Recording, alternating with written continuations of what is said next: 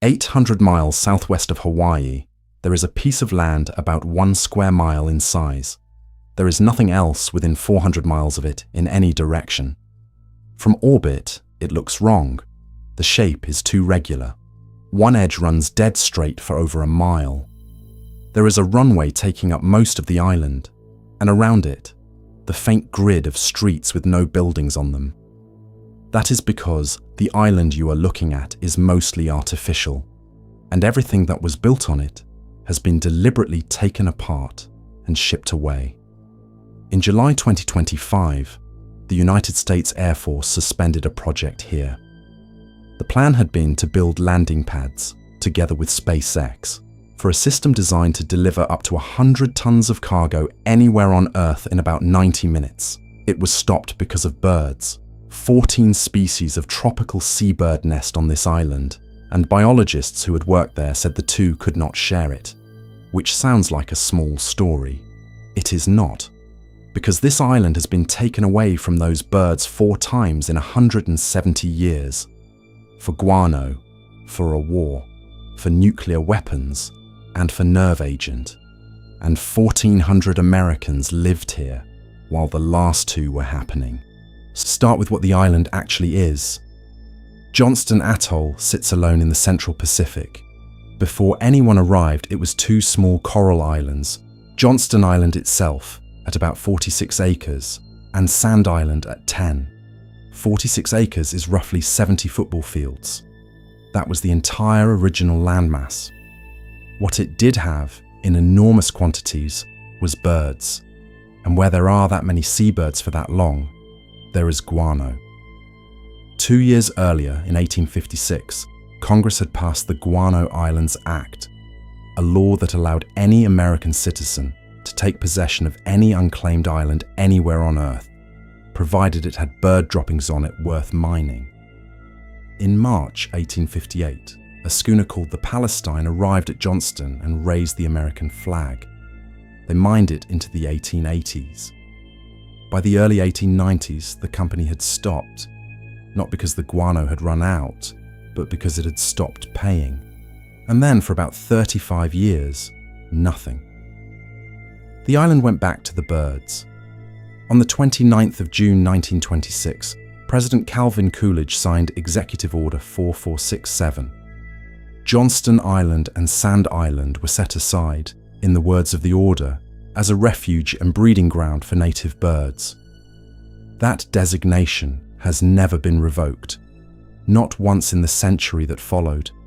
Everything you are about to hear happened, on paper, inside a bird sanctuary.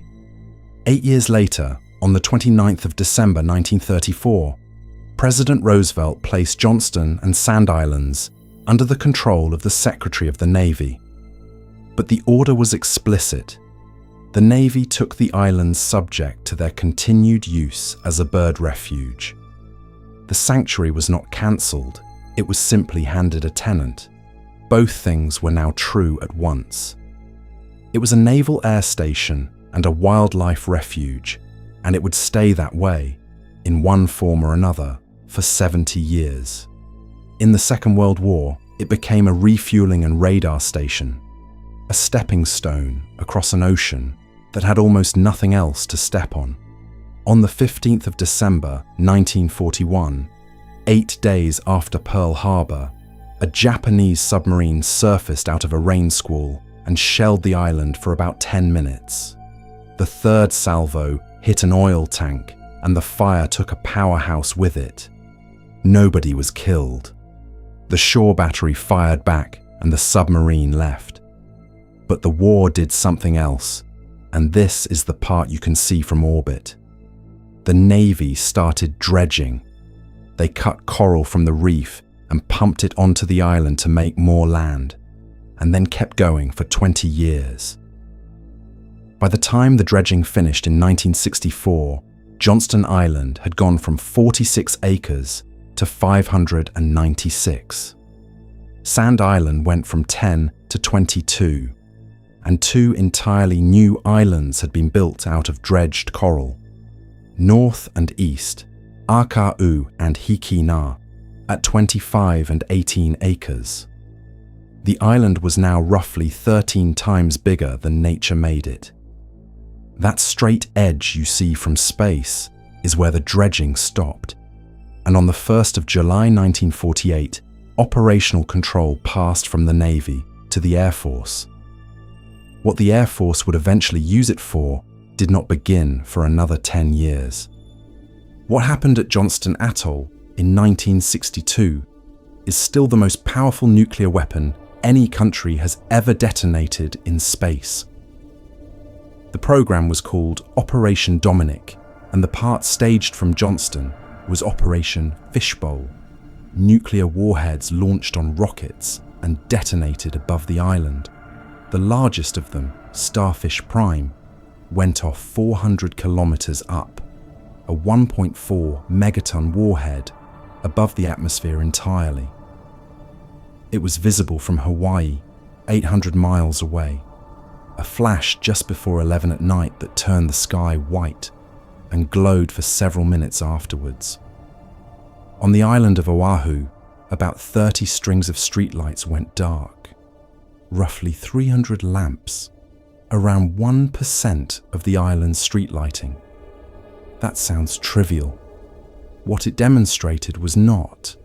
A weapon detonated 400 kilometers above the ocean had reached down and broken electrical equipment 800 miles away. It did something else too. It filled the Earth's magnetic field with charged particles. And over the following months, 7 satellites were lost, most of them to damaged solar cells. One of them was Telstar 1, which had launched the day after the test. 5 of the fishbowl shots detonated as intended. 4 failed. And it is the failures that mattered for the island. 4 missiles carrying live nuclear warheads had to be destroyed, deliberately blown apart with conventional explosives so they could not detonate as designed. 3 of those came down on the atoll. The first attempt at Starfish was destroyed at about 10 kilometers after its engine failed a minute into the flight. Bluegill Double Prime was destroyed at 33 kilometers, and Bluegill Prime was destroyed on the launch pad. A valve failed the instant the engine lit. The range safety officer triggered the destruct system while the rocket was still standing there. The pad burned through the night, and burning fuel ran down the cable trenches, carrying the contamination with it. A nuclear warhead destroyed by a conventional explosion does not produce a nuclear explosion. What it produces is the warhead's contents, scattered. Plutonium came down across the atoll. That contamination is still the defining environmental fact of this island. 45,000 tons of contaminated soil were eventually excavated and fenced into a 24-acre area at the northern end, and in 2002 it was buried and sealed under 2 feet of crushed coral with permanent markers at each corner. When people talk about Johnston Atoll being cleaned up, this is a large part of what they mean. Here is the part of the story that is easy to miss, and it is the part that makes Johnston Atoll worth understanding. People lived here. Not a skeleton crew, at its peak, 1,400 people at a time, of whom only about 250 were military. The rest were civilians on contract. On an island, smaller than 1 square mile, they built a town, a desalination plant and a power station, because there was no fresh water, barracks, a mess hall, a gymnasium, a library, a post office, an outdoor cinema, a bowling alley. They also built 70 concrete bunkers and a 3-story command center. Both things at once, a bowling alley and 70 bunkers on the same square mile. And the people who worked there did not talk about it as a hardship posting. When the island finally closed, one of them, Dale Drewer, who had been there since 1988, put it like this: "I loved the job. I think we made a difference." Try to hold both of those pictures at once. a small American town in the middle of the Pacific with a library and a post office and a cinema under the stars. And less than a mile away, behind a fence, the largest stockpile of chemical weapons in the Pacific. Because in the 1970s, the island acquired a new function, and it is the one that defined the next 30 years. Johnston Atoll became the place where the United States put the chemicals it could not put anywhere else. In 1971, under the name Operation Red Hat, the entire American chemical weapons stockpile on Okinawa was moved to Johnston. The last of it left Okinawa on the 10th of September. 19 years later, more arrived, this time from American stockpiles in Germany. In April 1972, a tanker arrived carrying 25,200 drums of Agent Orange from Vietnam, about 1.4 million gallons. The reason it came here is worth stating plainly.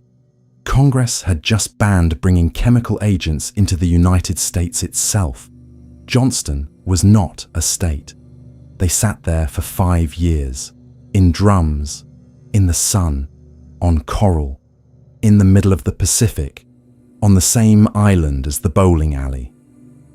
In July 1977, a Dutch incinerator ship called the Vulcanus arrived, and over the following weeks, the Agent Orange was burned at sea. The chemical weapons stayed.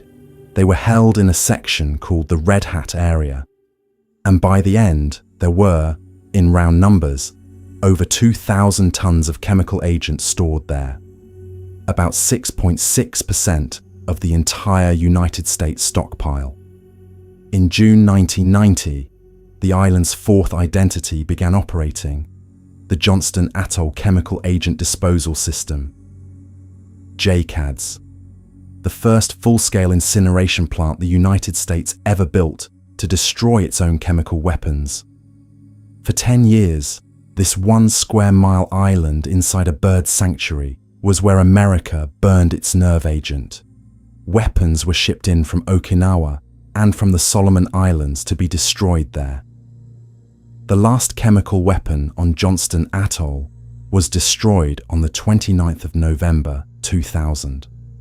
By then, the plant had burned 412,000 individual munitions and over 2,000 tons of sarin, VX, and mustard gas. By the standards of the program, it was a success.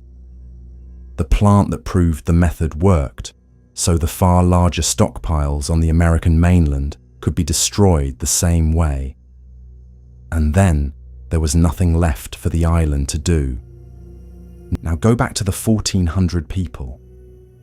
They were stationed on an island where Agent Orange had been stored in drums for 5 years, and where nerve agent was held in bunkers and then burned for a decade. Most of them had no particular reason to think about it. They did their shift, and they went bowling. Those 2 dates matter. If you served at Johnston Atoll, or aboard a ship that called there, between the 1st of January 1972 and the 30th of September 1977, the United States government now presumes that you were exposed to Agent Orange now. It did not always.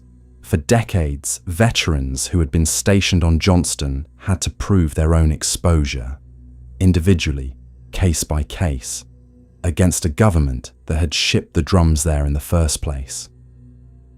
That changed on the 10th of August 2022, when the PACT Act was signed into law. Johnston Atoll is named in the text of the statute. Surviving spouses, children, and parents of veterans who died of linked conditions became eligible too. And anyone whose claim had been rejected before can now file again. That is roughly 45 years between the drums arriving and the presumption being granted. A lot of the people who were there in 1972 did not live to see it.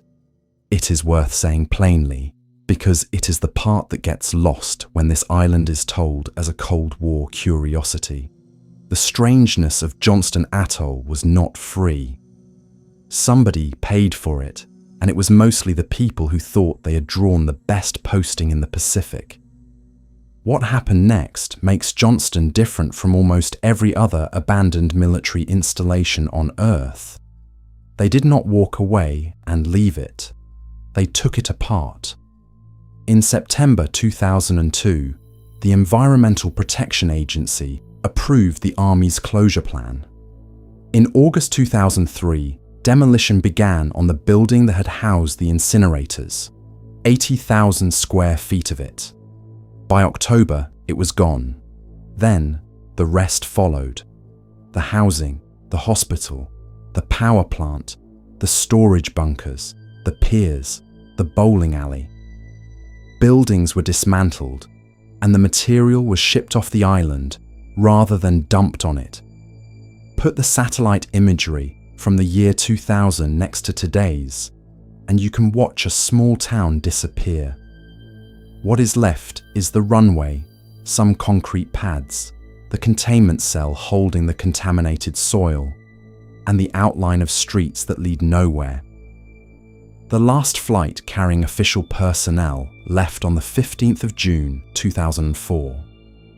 By then, almost everything was gone, though the bunkers stayed, and so did the command center, because taking them apart would have cost more than leaving them.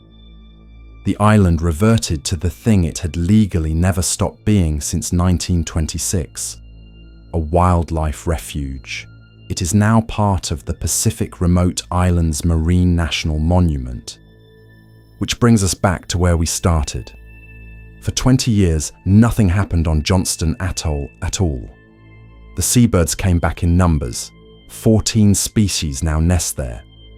Then the Air Force proposed landing pads for a rocket cargo system with SpaceX. The concept is genuinely striking.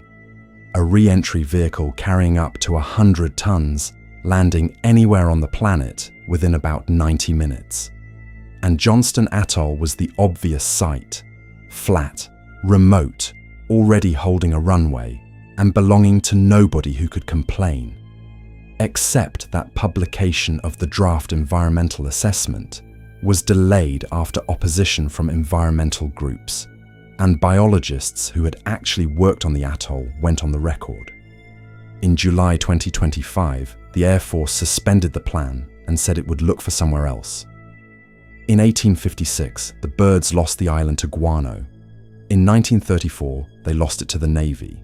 In 1962, they lost it to nuclear weapons. In 1972, they lost it to Agent Orange and Nerve Agent.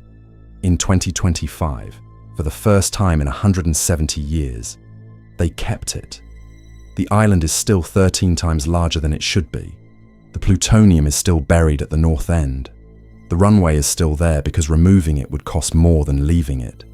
But nothing is scheduled to happen on Johnston Atoll.